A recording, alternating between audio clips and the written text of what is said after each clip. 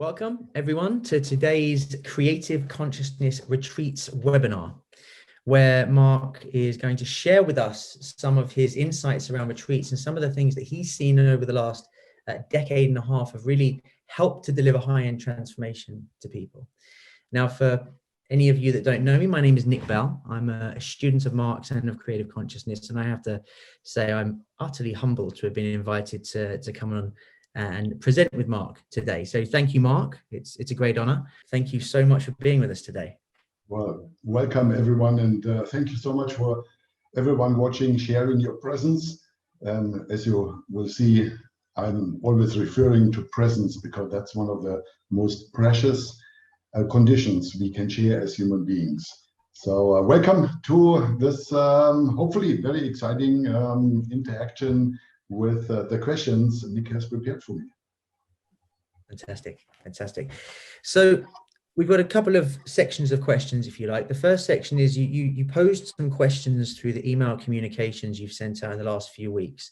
And I think it's a really good thing for us to cover those because they were great questions and they're really commonly asked questions in this space. Now, once we've completed those, there's 5 or 6 of those questions. We're going to move into the specific ones that the guys watching have been sharing with us over the last couple of weeks. So let me start. This is a nice broad question, gives you an opportunity to really express yourself, I guess. What is a residential retreat? Especially in COVID times, residential is like a currency that became rare and therefore very precious. Residential means we are meeting as people 3D live. We are sharing the space. And yes, digital is great. It allows us to communicate and it allows even energy transmission. However, I just came out of another residential retreat I led, and the difference between digital and residential is just galactic, so to speak. Yeah, so residential is the way to go. And in the meantime, when we don't have anything else, well, then let's connect digital, but residential, my favorite, absolutely. Good answer. The difference is galactic. That's incredible. I love that.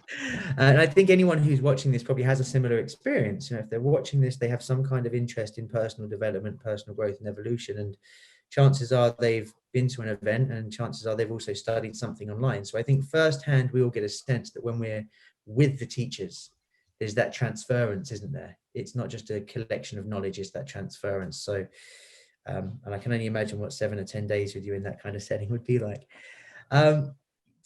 So tell us from your perspective and your experience, why are they such powerful vehicles for transformation? See, attending retreats is a lifestyle choice. And based on that choice, literally people's lives are unfolding. Everybody's alive. In everybody's life is things are happening every day, all the time. Now, the question is, what are we using what's happening to us for?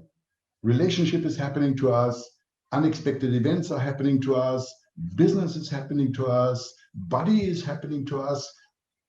All these things, what am I using them for? Am I using them for to manipulate my response such that I get the world exactly that it fits my ego and my preferences? Well, welcome to the party. Most people are doing that, but that's exhausting and disappointing because life will never fit. The greater never fits into the smaller. So choosing retreats as a lifestyle means I am going to make a choice that is maybe the most important choice anybody can do in their life. What is it you are basing your response to life every day on? Are you using it in order to grow, or are you using it in order to try to make life the way you want? And if you choose it, whatever happens to you, every single moment of your life, to grow, you are in an entirely different person because you are a different context. You're somebody who is starting to look differently, you're somebody who is relating to what's happening to the inside.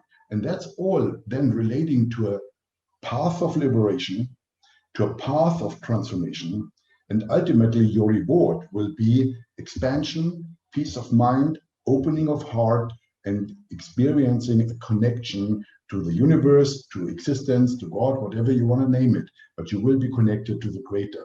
And that is what the retreats that at least I'm interested in are all about.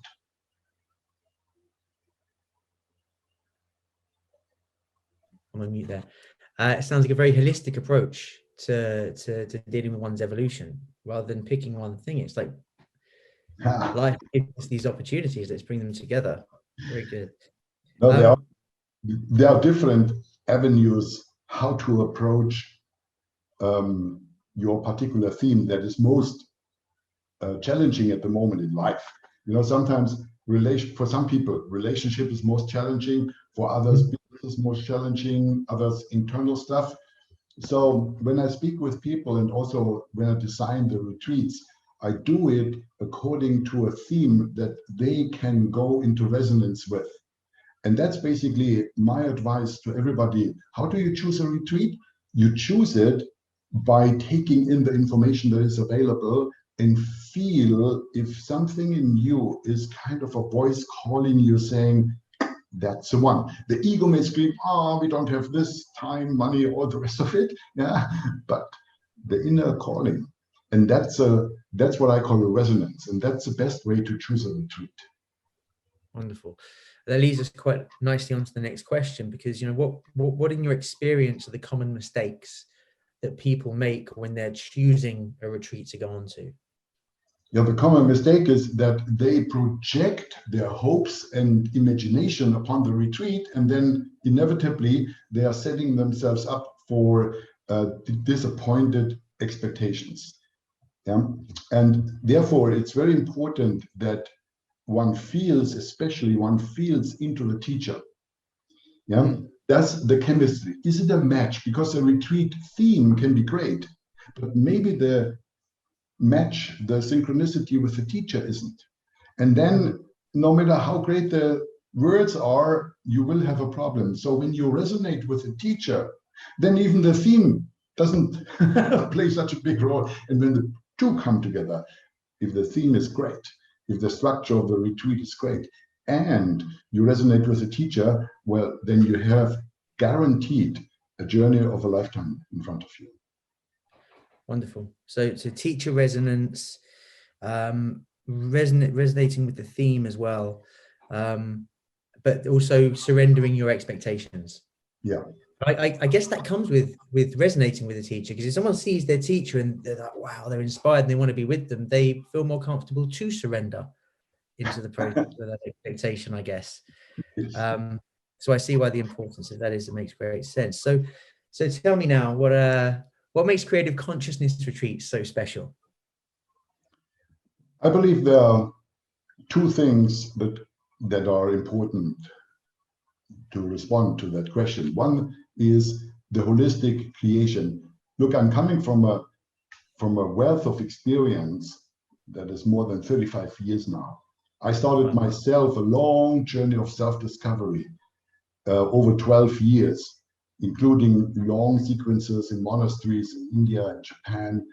And from that experience, authentically, I created the retreats and made it accessible for the modern seeker, so that they don't need, because not everybody has the opportunity as I had to have a lifestyle that allows to hang out in monasteries, chant for years. And, you know, so in a retreat, in a creative consciousness retreat, you will find the authentic source and the energy in the substance of the retreat, plus a holistic composition of the best teachings, the best parts of teachings of all kinds of traditions coming into one holistic, meaningful process, through which then I take you from day to day to day, and what you experience is a proven transformational process that goes to the very depth of your essence and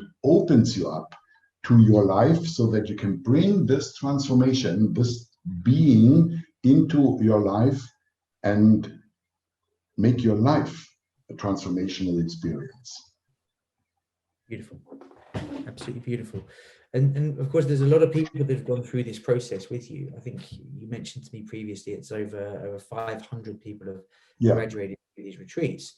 Now, that must have afforded you an opportunity to see some insane magic moments. I mean, are there any real big, powerful moments that stand out to you that it's appropriate for you to share with us?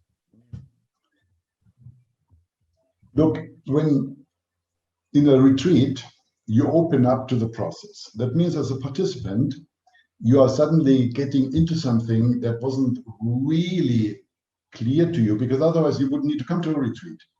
So you take the risk, you expose yourself, I lead you into a process, you get challenged, and sometimes it's really challenging. That means your resistance comes up. The patterns that hold you back in life are becoming bigger. They're becoming more conscious. So you go into a resistance to what's happening, and then comes the breakthrough.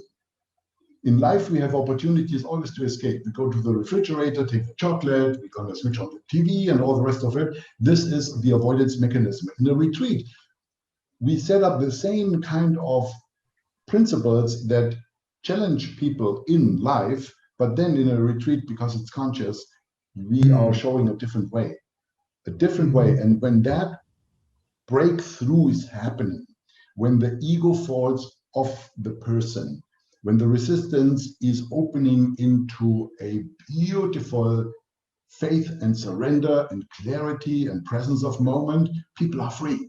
You can see it in their eyes. The face changes. 10 years fall of the face. The light of childhood is coming back into the person's aliveness. And when that happens, then my whole being and even my existence is confirmed. People mirror back to me who they are, and when we share this presence, then it's an experience that is just not of this world. And that is a touching moment every single time it happens with every single participant. And sometimes even many times during a retreat, it can be a roller coaster, but the roller coaster is an upward movement. That means when you come out of a retreat, you are not the same person anymore. You are a different person you are the same person on a different level. Let me put it like this.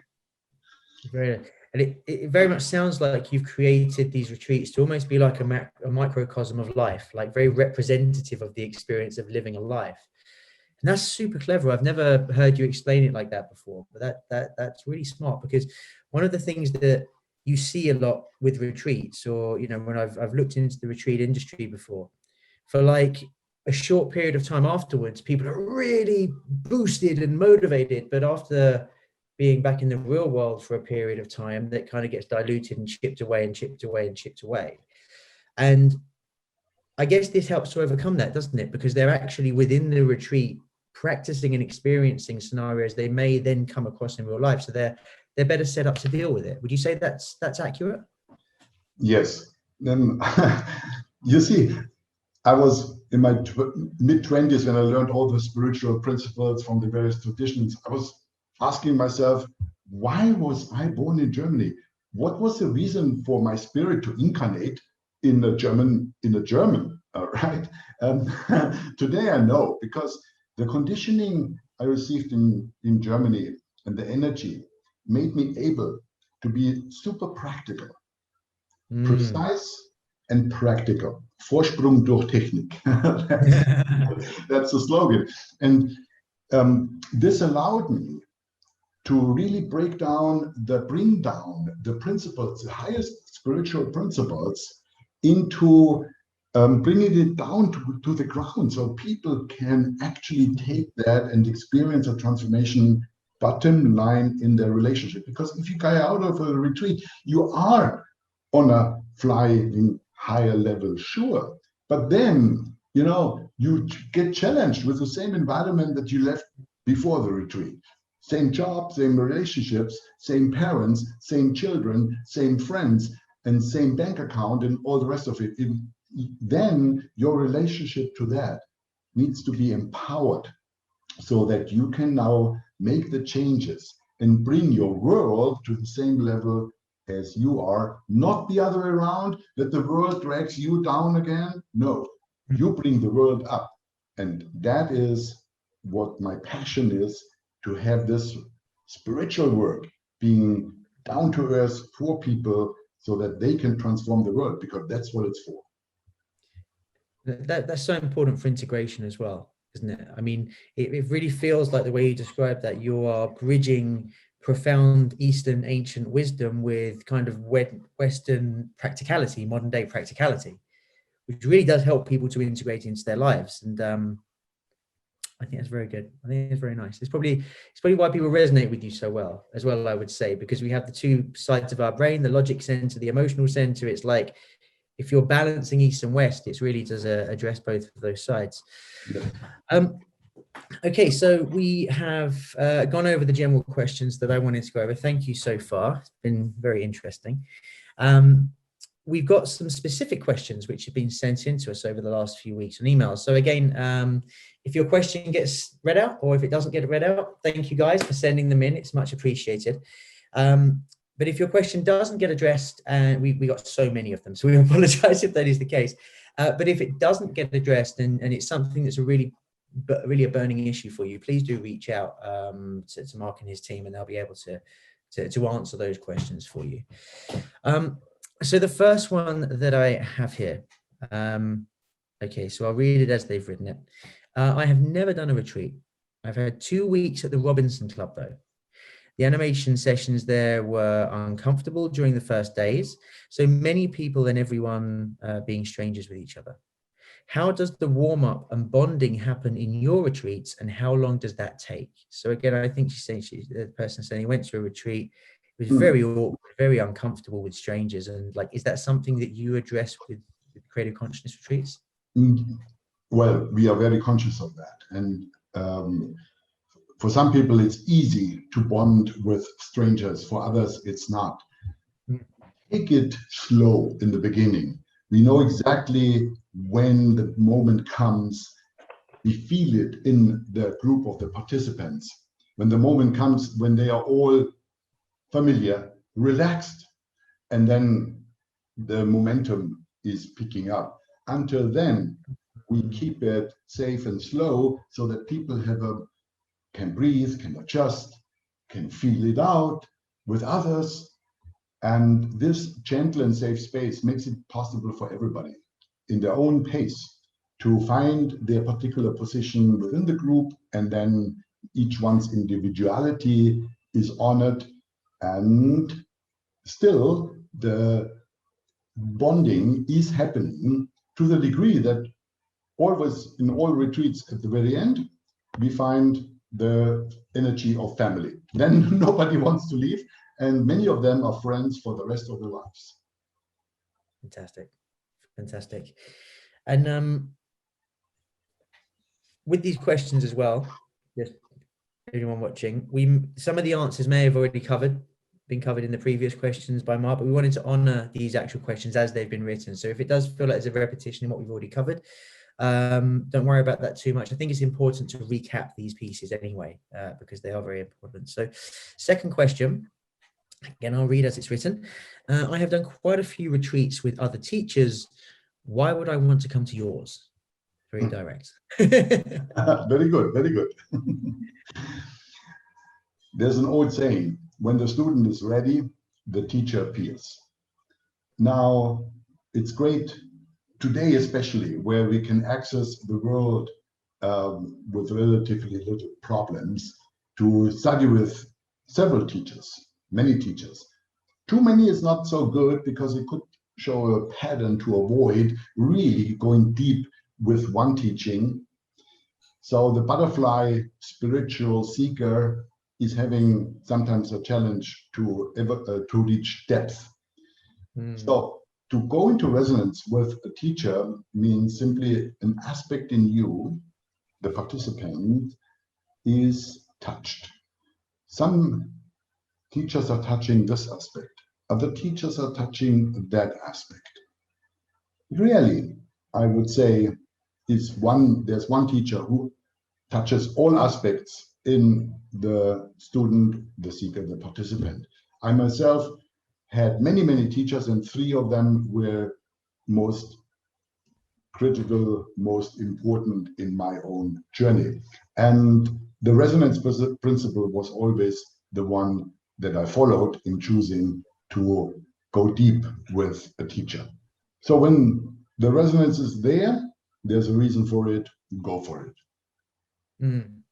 So tune into yourselves. If people resonate with you and they feel that they can connect with you, that's their guide. Yep. Another question. I heard from a friend who's been to one of your retreats that it is quite an intense process. I rather would need a space to gain energy and not to exhaust myself. Is this something I can get from one of your retreats? I know that question, that comes often. It's a little bit of a paradox. On the one hand, yes, you are challenged, yes. And by the way, I need to say that every part of the retreat is attended as an option. That means we are never forcing people to do anything. So when they need a break, then they get honored, and then we include them in the best way with the next section. So there is no stress from our side imposed on the journey of a participant throughout the retreat. We work with energy. The processes are going and opening up your energy field. That means more life energy is going into you. The bottleneck of the contraction of your energy centers, the bottleneck of the contractions of your fears and worries, all of that, mental, emotional, spiritual, physical even. We work with a lot of dancing and with a lot of movements. All is serving one purpose, opening your energy. Therefore, more life energy comes through. And that is why people call it a paradox. They see, oh my God, it's starting at 7 o'clock in the morning with the morning program, and it goes into the evening, sometimes even into the night. And I have more and more energy. I wake up at 4 o'clock, bright-eyed, bushy-tailed, not exhausted, nothing. I don't understand what's going on. And that is why it's so important to know that vitality comes from energy, not from food and not from sleep. There are so many people who get all the food in the world and have all the sleep in the world, and they are on a very low level of energy. So let's not make the mistake to think, I need that amount of hours of sleep and that kind of food, and we don't starve anybody, and you can sleep as long as you want. As I said, there's no obligation or subtle group pressure. But what people time and again testify, all of them, is that as we go through a retreat day by day, the energy is just getting higher, more and more and more. So no worries, come in as you are, and you will definitely get out very energized. And I have a natural knock-on question to that, something which just intrigues me. So, when people tune into the process that you go through there to really open up these channels of energy and vitalize themselves, are they exercises and processes that they, after the retreat, they can repeat at home to kind of stay connected to the practice and to the energy of that? Is that a possibility? Like, are there guided meditations that they can then do at home? Are there different exercises or whatever that they can then repeat themselves to help with that continuation of what they connect to there? Yeah, there are some, but not many. That has a reason, not because we're hiding anything. It has a reason. The reason is anything that you really experience on a transformational level of insight means not an indoctrination. You have an authentic experience by yourself. You realize something that goes so deep that it changes you on the fundament of who you are. For that, you never, ever, ever have to do a single breath in your whole life to keep that alive. It's with you. You open the door, it's never closing again. And yes, we recommend do particular meditations, etc., etc. But all of that is in no comparison to the power of you having seen something by your absolute experience in this moment. And for this, the processes are designed to open up that possibility. One insight is good enough to change your life forever. Beautiful. I absolutely love that. That's really quite exciting. I'm not gonna lie. Anything that creates that shift, that moment is just beautiful. Another question here. I read on your website that accommodation is in shared two bedrooms. To share a room with a stranger feels very challenging to me. So it's not really a question, more of a statement, I would say. But is there anything that you want to respond to that statement? Yeah. So part of our retreats is to reflect on the dynamics that happen between people. So outside of the processes, because the pure fact that people are sitting in the kitchen or sharing a bedroom brings up exactly the stuff that is not transformed. And when in the morning sharing circle, which we always have, when two people who share the room, saying, oh, that happened, and the toilet wasn't flushed correctly, or this was not happening, or that was not happening, the principles that are underneath that kind of behavior and the reaction to it are the most rich fertilizer for spiritual insights. I just need to take that, what happened, and slowly link it to the deepest spiritual principles. And it's always such a profound insight that the conversation and the reaction and the little argument in the shared room, was the most important thing to cause a breakthrough in the meditation when we are there. Earth and heaven, yin and yang, they always go together. So I personally go as far as saying, hey, choose a person to stay with that you really can already feel will trigger you. So then you have the best learning opportunity in the world. But people choose their roommates by themselves. So we make recommendations simply from practicability purposes. But if they don't want, or if after an evening or a night sharing room, next day they want to change, no problem at all. So everybody is free to move with what we can arrange, and we always are willing to help. It's a great teaching tool, though, isn't it? Tuning people into the fact that triggers are nothing bad. They're actually an amazing gift, a signpost to the work that we need to do. That's such a beautiful thing. People often avoid these triggers, bury their heads in the sand with them. But also, it's lovely to hear that if you're on the retreat and you need to retreat back to your room or just to be private by yourself, that's a possibility and an option as well. It feels like everything's very much an invitation. Would that be accurate? Yeah, that's my principle. I don't use the retreats in order to create soldiers. That's not the principle. The principle is to open up opportunities in such a way that people are daring, generating the courage to step in, make the experience, extract the learning, and find something that is gold, and then take it back home. Stunning. Absolutely stunning. We have our next question. Are you offering, or are you intending to take any mind-altering substances of any description during the retreat? What kind of substances? Mind-altering substances. Oh, if we recommend that people do that? Is that part of the retreat? Are there going to be any substances, any chemicals, anything like this, plant medicines, drugs, whatever they may be? Look, we get high on consciousness. That's our way. We get high on consciousness, high on life. And when people are needing medication, even if it's psychoactive, like SSRIs, antidepressants, or whatever, they need to report it to us prior to the retreat.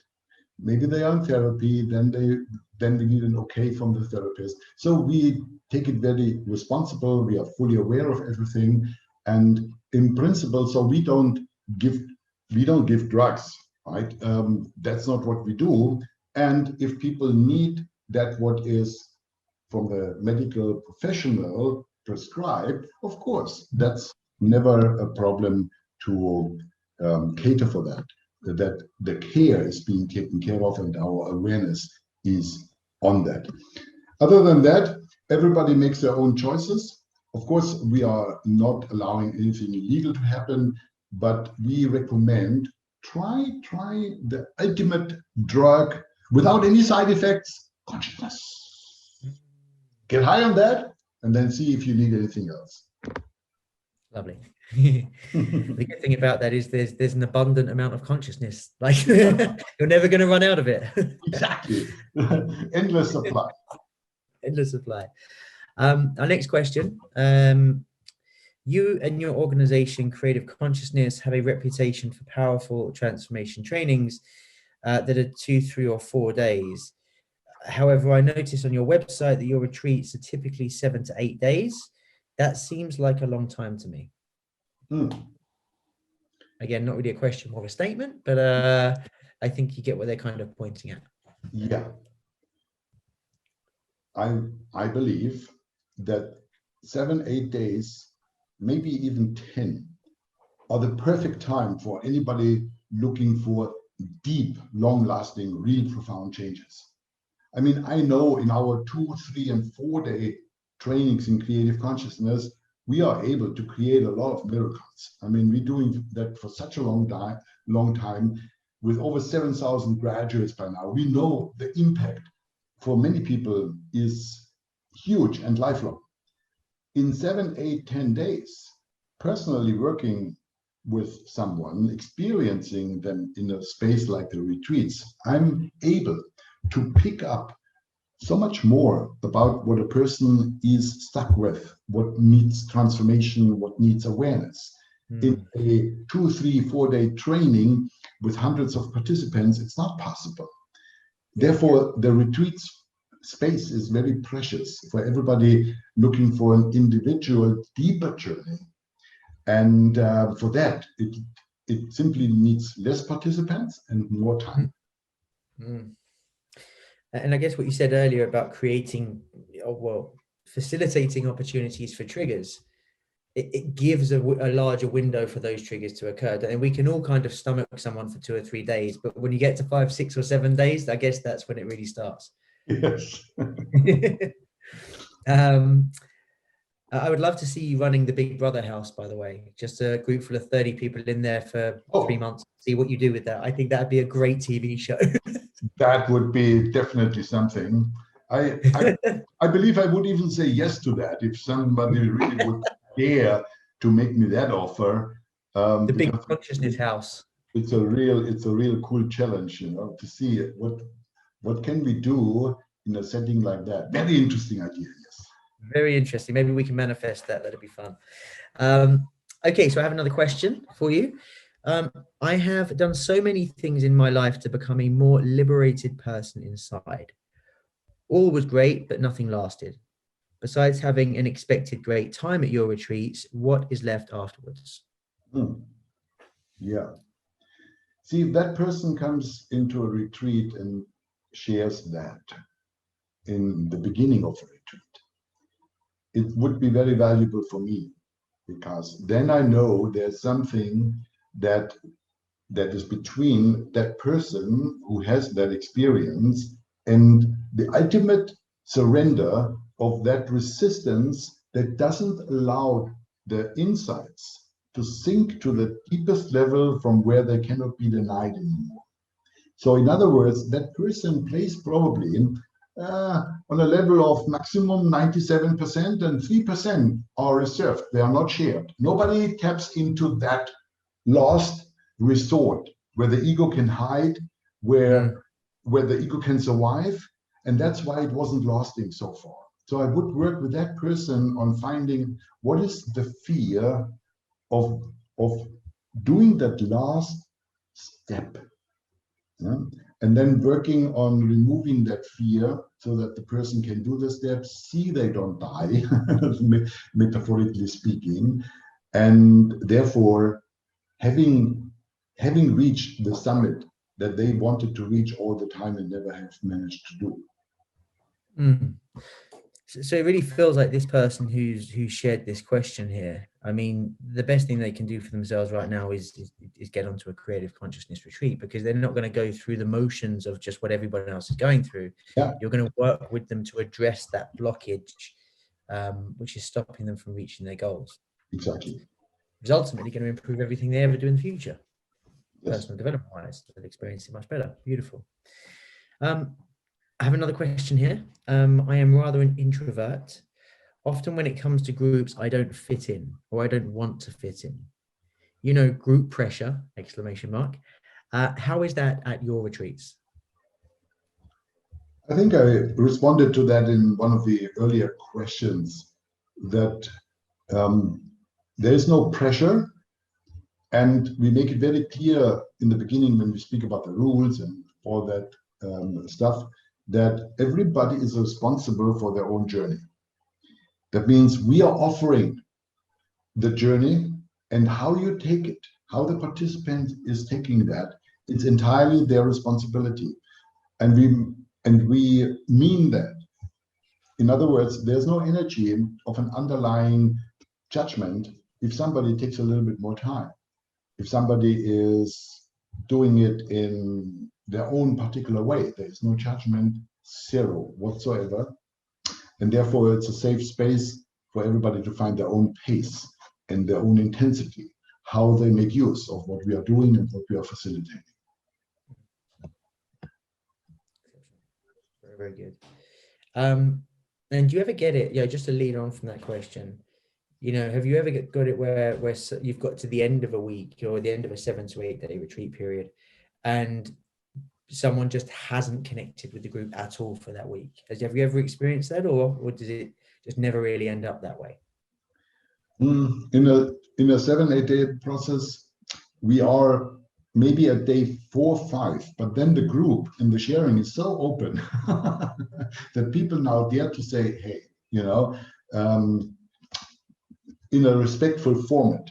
We have developed formats that are respectful, however, allow for ultimately being honest and straight with someone without transmitting any judgment or bad energy. So people would share in the group, that their experience of how it's being with that particular participant. How is it, what do I experience in being in the presence of someone who doesn't open up?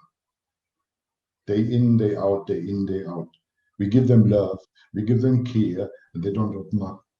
Yeah, if I share how my heart is aching in the presence of someone closed and not wanting, resisting to open up, although everybody is like offering help, usually that goes so deep to that person, into their heart, from heart to heart. When heart to heart starts to resonate, then magic is happening. It sounds very demystifying, because we all know that we all have a different reality inside our minds, the way we see things. And I personally believe that a lot of the breakdowns in relationships are because we just don't understand the way the other person sees it. You have two real kind-hearted people who are almost speaking different languages. I just love that, a space where you can say what needs to be said, because that person being quiet, being an introvert, probably thinks that nobody notices them, rather than so I think it's such an illuminating thing. And it comes back to that piece you said earlier about introducing new awarenesses. Like, that can be a game changer for somebody for the rest of their life in every relationship.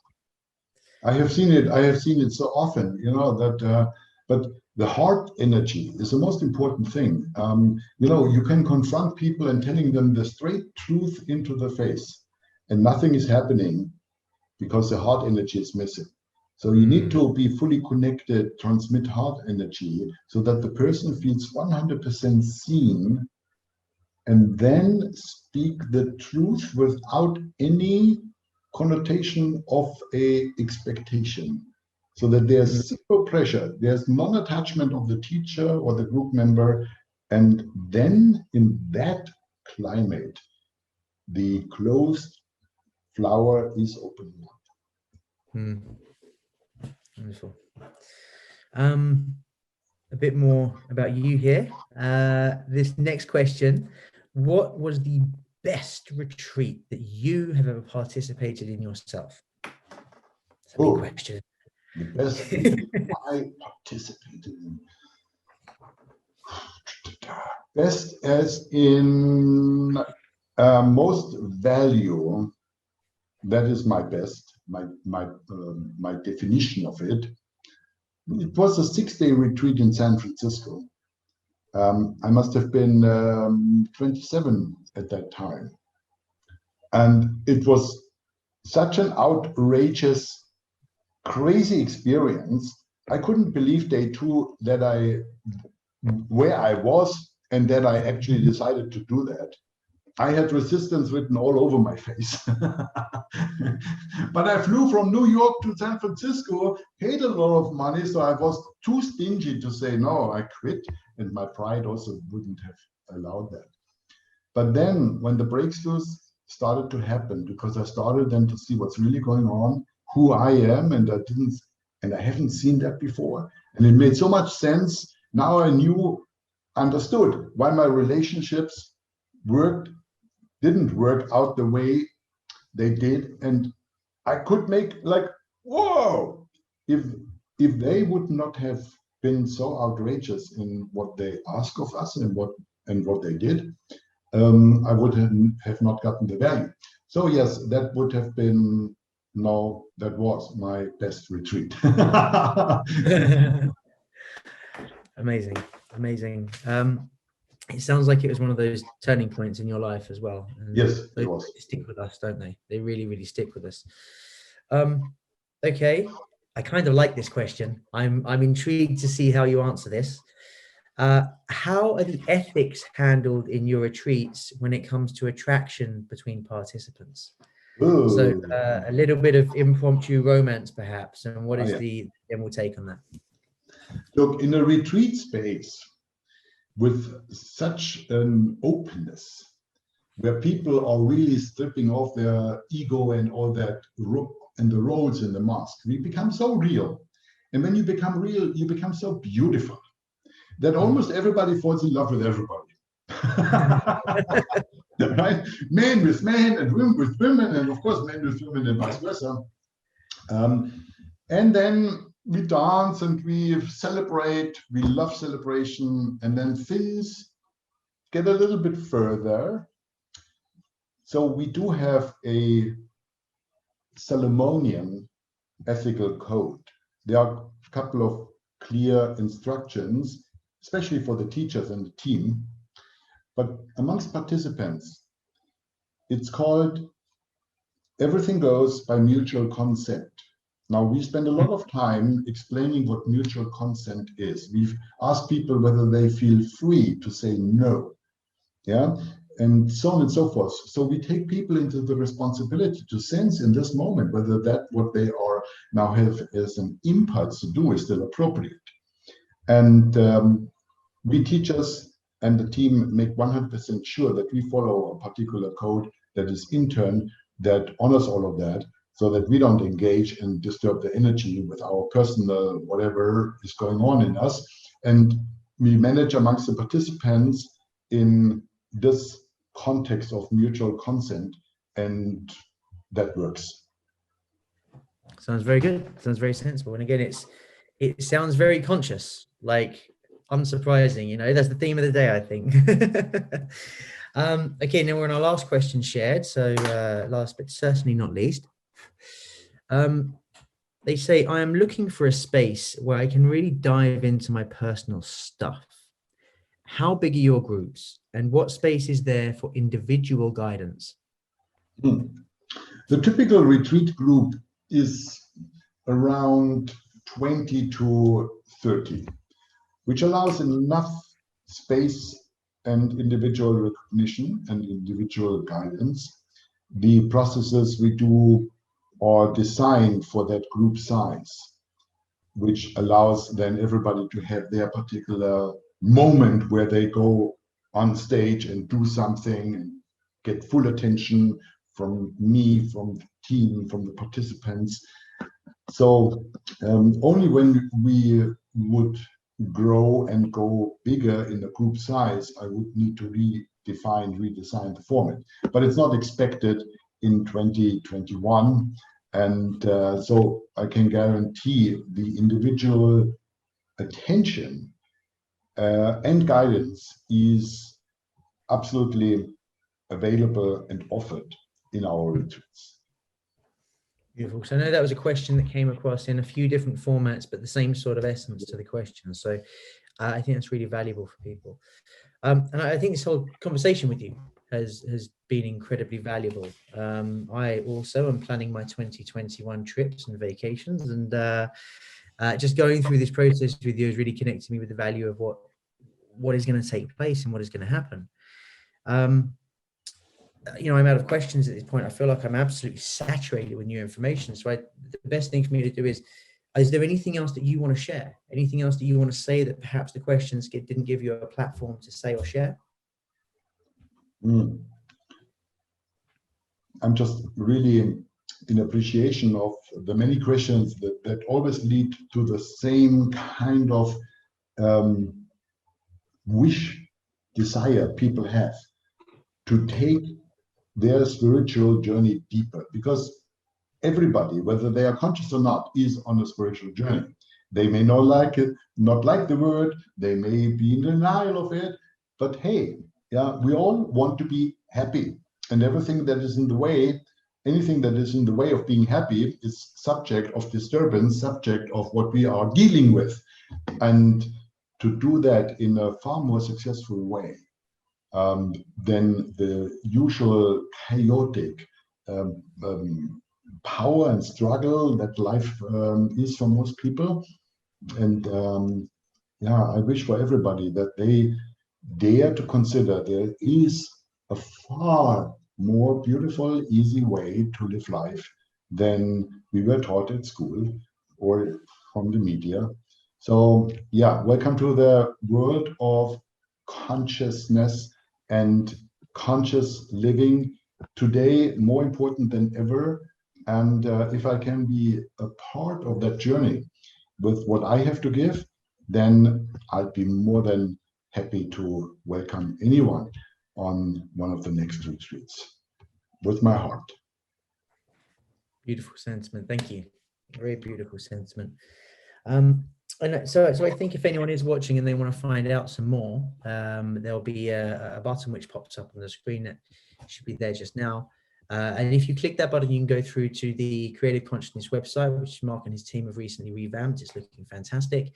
And the reason that's the best place for you to go is you can look at the actual schedule of retreats, and you can look at logistical details, where they are, because again, your decision may be driven by the theme, but it may also be driven about the timing, and it may be driven by the location. All the locations that Marc chooses are pretty spectacular. So you can't really lose on that front. But if you go through to, if you click the button, you can go through to that page, you can take a look there. And then I know that when you're in there, if you have any questions whatsoever about retreats, rather than holding it back, reach out. I know Marc and his team are always really keen to dissolve any challenges or barriers which may stand between you and this experience and this evolution. So don't be shy, reach out to the team, let them know where you are. I think if you connected to what I've connected to through this, you can probably see that Marc's big passion here is being present for that transformation and facilitating that. So if you're ready for some transformation and ready to switch your life up, then this feels like a pretty good place to start. Marc, thank you for interviewing you. And thank you for having me and having facilitated that. I hope it is valuable for many people. Thank you. Me too.